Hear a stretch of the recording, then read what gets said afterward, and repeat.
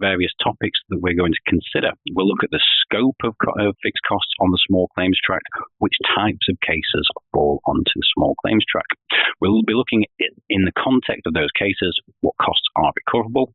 Also, that thorny issue of what happens to stage 1 and stage 2 costs, where a case has been started under the pre-action protocol on the assumption that the value of it was likely to exceed the lower limits for the protocols, but which nevertheless at some point then falls down below the small claims track limit.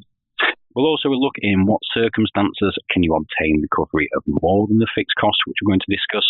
We'll look at this issue of can costs be restricted to small claims track fixed costs if the claim isn't allocated, if, for instance, proceedings are never even issued.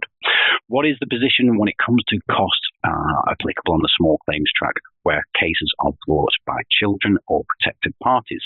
Also, the issue of what happens to costs and the cost regime under the small claims track where a case is allocated into the small claims track later, having previously been allocated to one of the higher tracks, or is allocated upwards into one of the additional tracks from the fast track, intermediate track, or the multi-track.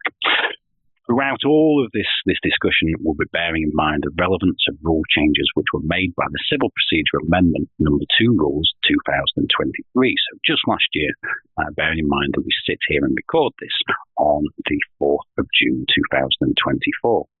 As we go through these various topics, we will be bearing in mind that the small claims track is designed to deal with cases which are expected to be simple and straightforward, not factually or legally complex, where it is expected that a litigant will be able to deal with that case without the assistance of legal professionals.